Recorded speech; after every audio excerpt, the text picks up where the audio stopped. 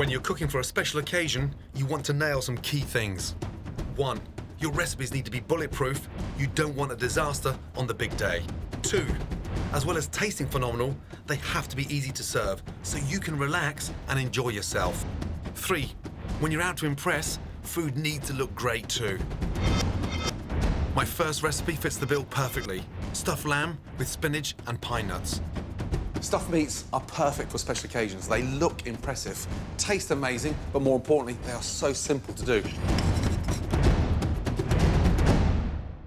Pan on for the stuffing. It's a saddle of lamb, basically a sort of Rolls-Royce cut, perfectly shaped, and it suits stuffing to an absolute T. For the stuffing, finely chop an onion.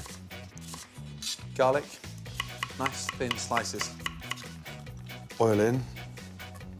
Onions and garlic in. Just salt and pepper. Make sure the stuffing is beautifully seasoned so it helps to season the inside of the lamb. Now we've got the colour on those onions. We're going to throw in some pine nuts. And that helps to give a bit of a texture. Here's where it starts getting really exciting. Spinach in. And just lay the spinach over the pine nuts. It looks like a lot of spinach, but that's going to condense and disappear almost instantly. There's so much more flavour in spinach when you saute it, as opposed to steaming it or boiling it. Gas off, and look at that. Now, to bring that together, no eggs, no breadcrumbs, crumpled feta over the spinach. Feta cheese adds a beautifully salty, sharp and creamy flavour.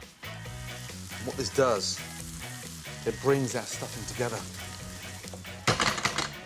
Now, open up the lamb. Keep those little fillets to the side. That's the channel that we want to stuff. So I want to just open that up a little bit there. Salt and pepper, lightly.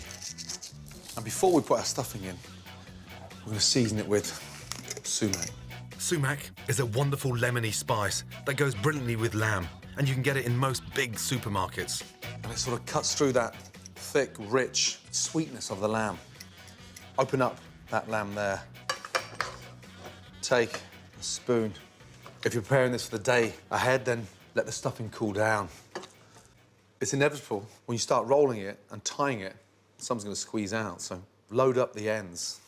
Take these beauties, these little fillets, and just support that stuffing and sort of increase that beautiful tunnel.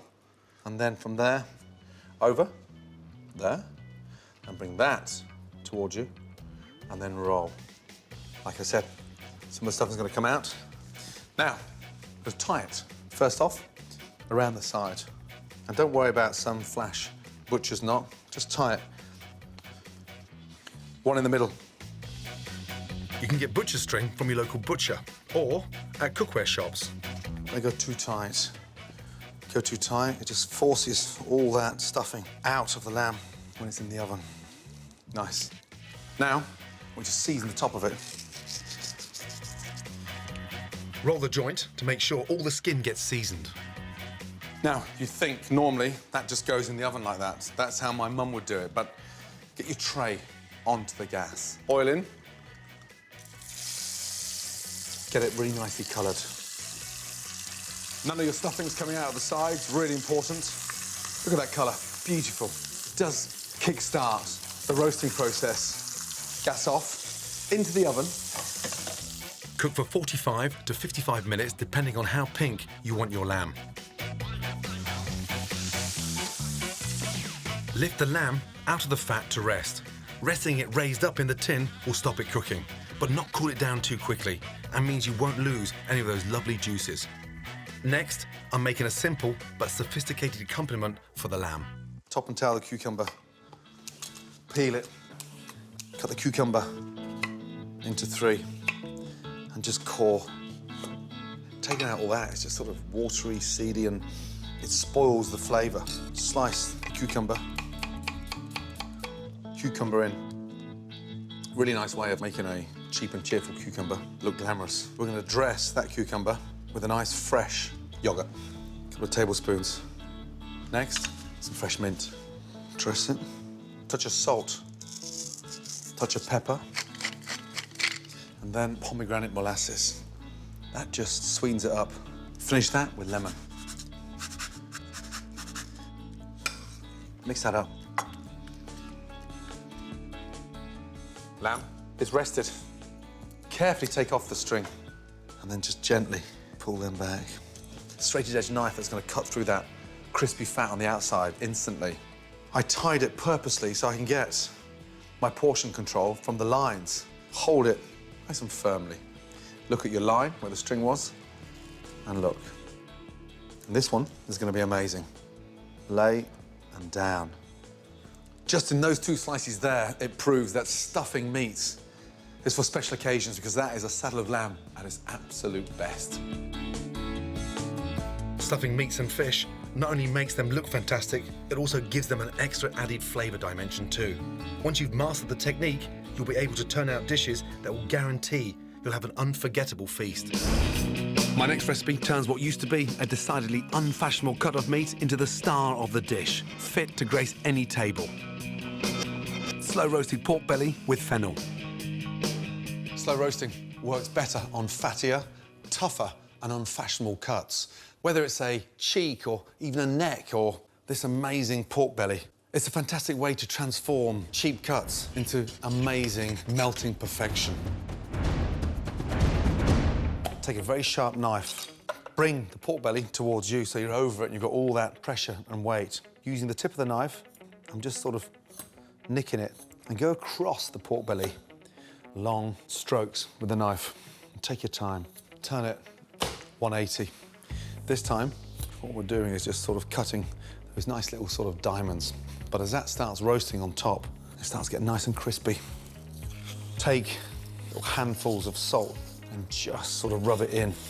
Bend it over and in all those cracks. Really helps to get a nice, crisp crackling on top.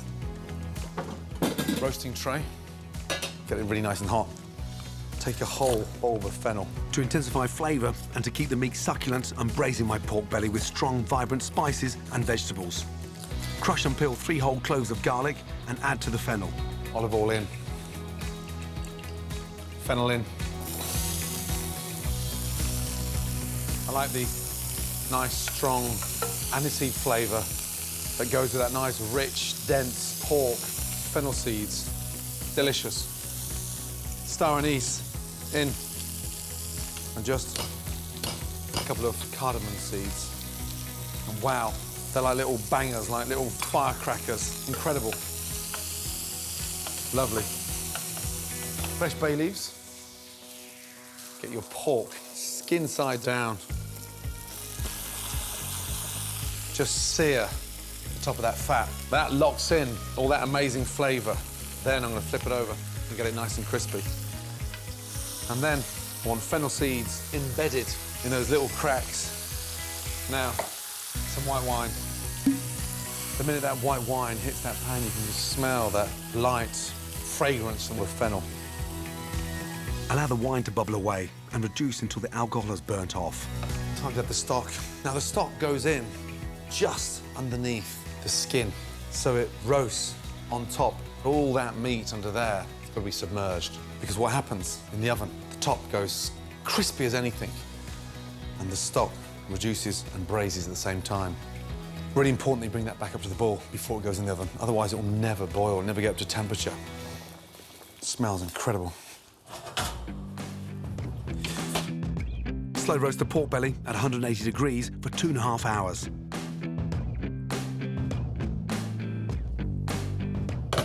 Look at that.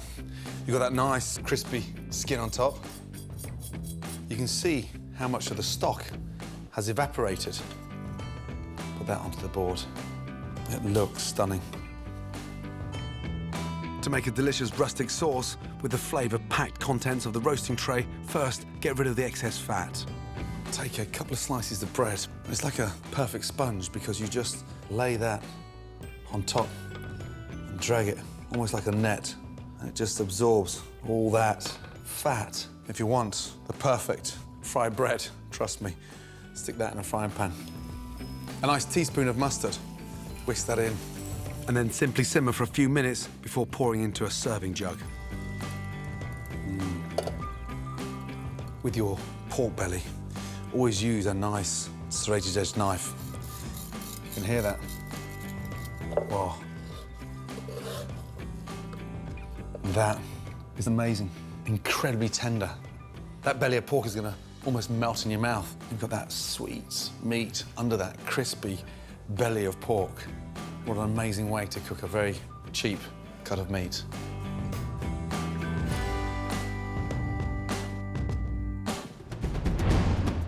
So, if a tired old recipe is getting you down, spice it up with fresh ideas and flavours. My next recipe is an old classic roast chicken, but with a simple twist, it takes on a new life and is guaranteed to impress.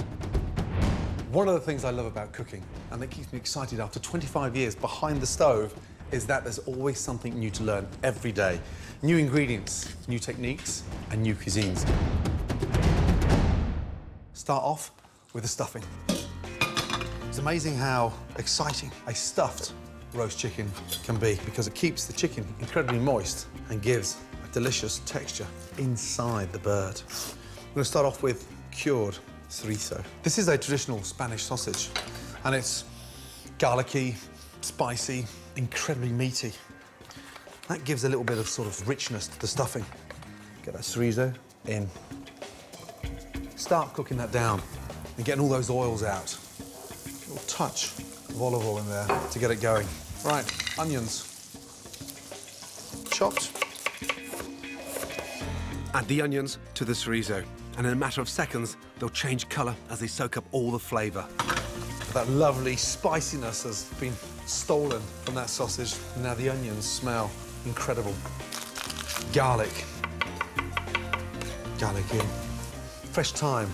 Just hold it down and get your fingers on there. And it's a really nice way of taking off all those nice fragrant little thyme flowers. You can hear it crackling in the background. These are cannellini beans. They're waxy, very soft, and so delicious, but very dense. But for stuffing, they're so robust. Nothing breaks down. Drain them off. In. They're going to take on all that juice as well from the chorizo.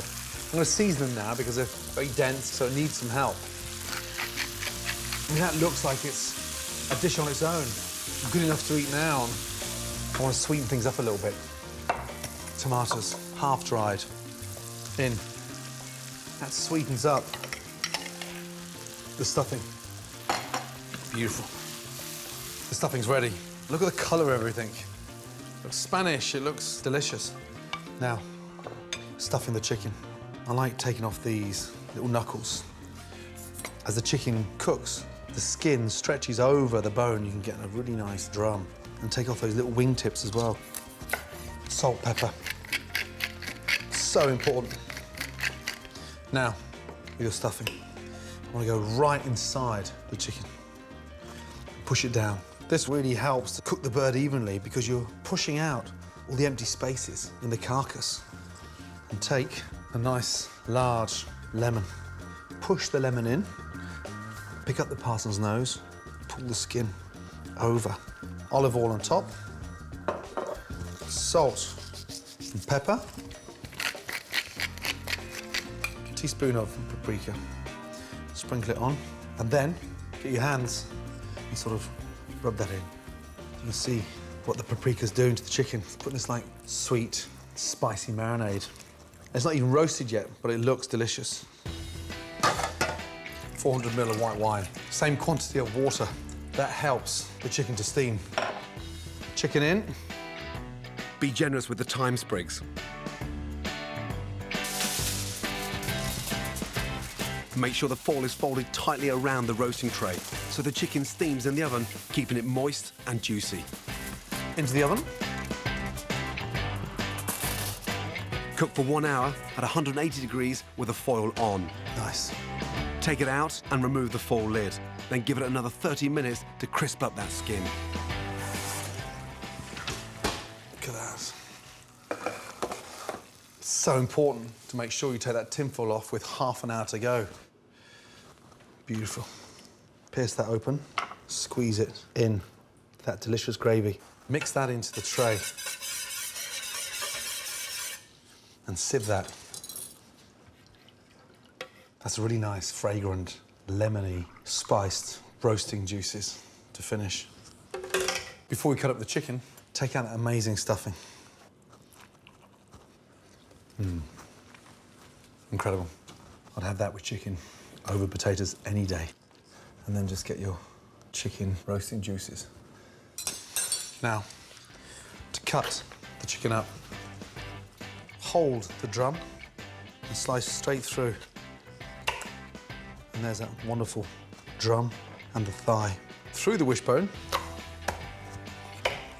off, slice with the point at an angle so you can see the texture of that amazing roast chicken. Just take my cooking juices. Just want to give a really nice sort of lemony flavour over my chicken. And there you go. A delicious, very charming, stuffed roast chicken.